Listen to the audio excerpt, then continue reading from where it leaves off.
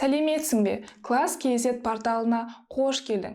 Бүгінгі сабағымыздың тақырыбы тіктөртбұрыштың қабырғаларын өлшеу. Өткен сабақта біз ұзындықты өлшеп үйренген болатынбыз. Мысалы, мынандай кесінді берілсін. Бұл кесіндінің ұзындығын өлшеу үшін сызғышты пайдаланамыз.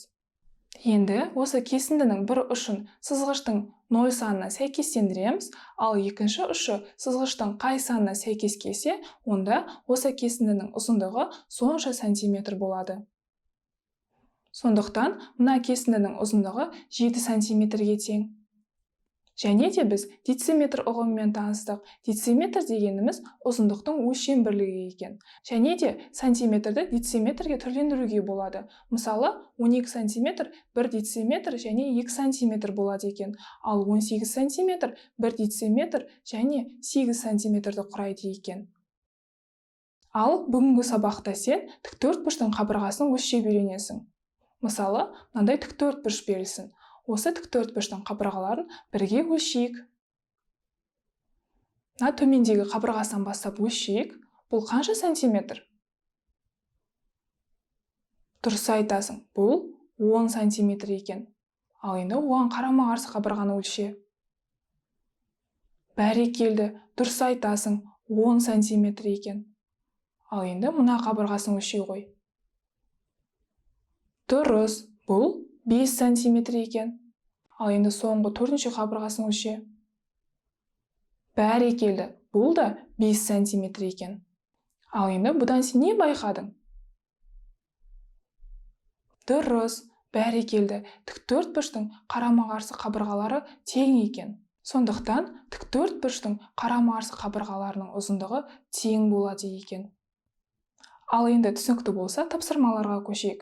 Мына бірінші тапсырмада қоршау берілген. Бұл қоршау тақтайлардан жасалған екен. Оның қабырғаларын тіктөртбұрыштың қасиетін пайдалана отырып санай ғой.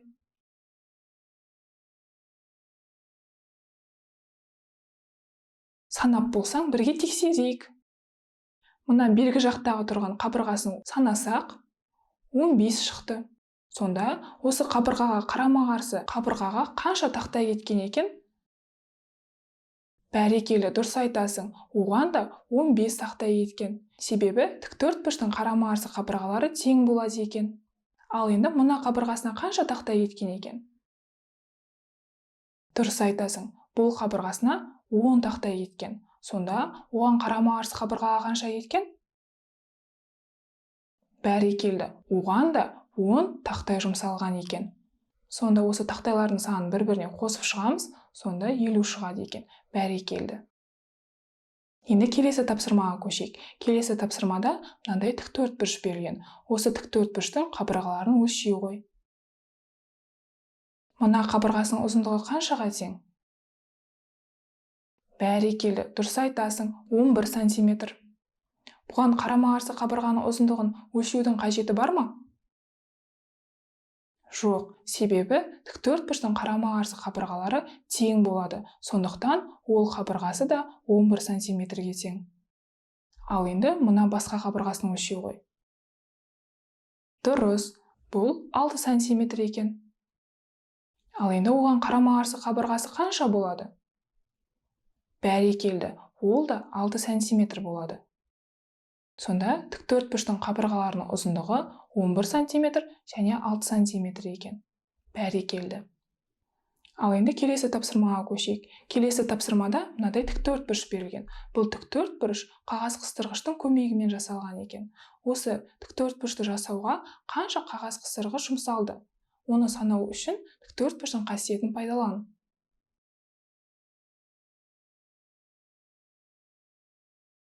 Бәрекелді, дұрыс айтасың. Ол үшін мына қабырғасын санап аламыз. Бұл қабырғаға 7 қағаз қыстырғыш жұмсалған екен. Сондықтан оған қарама-қарсы қабырғасына да 7 қағаз қыстырғыш жұмсалады. Ал басқа қабырғасына 3 қағаз қыстырғыш кетсе, оған қарама-қарсы қабырғасына да 3 қағаз қыстырғыш жұмсалады екен. Енді осы сандарды қосып шығамыз, сонда барлығы 20 қағаз қыстырғыш жұмсалған екен. Енді қабырғалардың ұзындығы 5 және 2 қағаз қыстырғыштан тұратын тіктөртбұрыш жасап көр. Оны қалай жасаймыз? Дұрыс, жарайсың. 5 қағаз қыстырғышымызды алып аламыз. Міне бір қабырғасын жасадық. Енді қарама-қарсы қабырғасы да дәл солай болады. Енді екінші қабырғасы 2 қағаз қыстырғыштан жасалу керек. Оған қарама-қарсы қабырғасы да 2 қағаз қыстырғыштан жасаймыз. Сонда бізде тіктөртбұрыш пайда болды. Тіктөртбұрыштың қарама-қарсы қабырғалары тең болды. Енді барлығы қанша қағаз қыстырғыш жұмсалғанын табайық. Ол үшін мына сандарды қосып шығамыз. Сонда 14 қағаз қыстырғыш жұмсалған екен. Жарайсын. Енді бүгінгі сабағымызды қорытындылайық. Бүгін біз тіктөртбұрыштың қабырғаларын өлшеп үйрендік. Тіктөртбұрыштың қарама-қарсы қабырғалары тең болады екен. Сондықтан тіктөртбұрышты өлшеген кезде тек 2 қабырғасын өлшеу жеткілікті екен. Енді сабағымызды аяқтайық. Бүгінгі сабағым саған қызықты болды деп ойлаймын. Класс KZ порталында көріскенше сау бол.